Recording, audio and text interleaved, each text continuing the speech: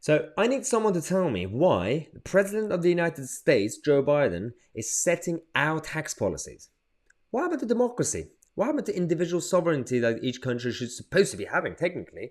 Well, G20, they got together in Rome, and all the leaders, with all the theatre with face masks and everything else, idiocy, they've come out to endorse Joe Biden's idea for a global minimum business tax. Now, they call it corporate tax and corporation tax to make you think that they're going after Amazon and Facebook and all the big companies. No, no, no, no. It's business tax. They're going after everybody. Small, medium-sized businesses, everybody. In fact, the corporations, they'll be fine. It doesn't affect them. Because, firstly, corporations and governments are going hand in hand. This is why we have a corporatist economy. They find loopholes. They lobby the governments. They find a way not to pay the whole thing. It's the little guy. It's the small businesses that have no power or influence or the resources to get the expensive manipulative lawyers that we have. They have to pay. So we're going to have Joe Biden setting a 15% minimum, 15% business tax. This is just a minimum. So there will be governments who obviously can raise it to 25%, 30% or whatever we have. And we, as global Brexit Britain, we decided to vote Conservative, to reject Gordon Brown, to reject Ed Miliband, Jeremy Corbyn, the hope that we could have a limited government, we could have a low tax economy. But not anymore, because they've all endorsed him.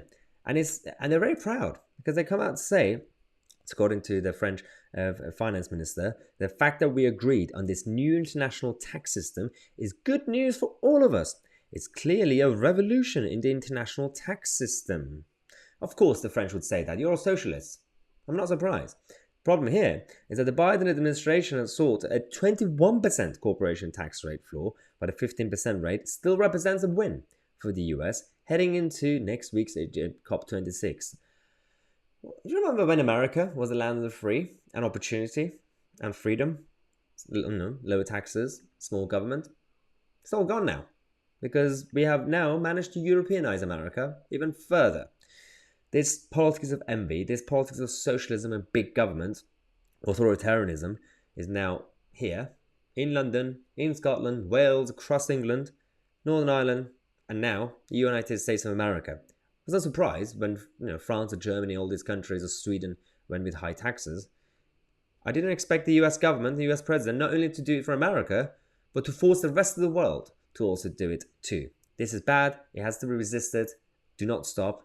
Fight back against the tyranny that we are getting from the globalist elite. On the main channel tonight, earlier today, we had a big interview with Suzanne Evans, and we talked about global tyranny and the authoritarianism that we are seeing from governments like Australia and New Zealand over the lockdown protesters, and the fact that human rights groups, including Amnesty International, are still a bit invisible. They're not saying anything. They're busy talking about other nonsensical stuff that doesn't really matter, but they're not really telling you the truth. So if you want to watch that interview, click on the link in the description, go to mytc.co.uk, and I'll see you on the other side. I'm mytc, and we are the media.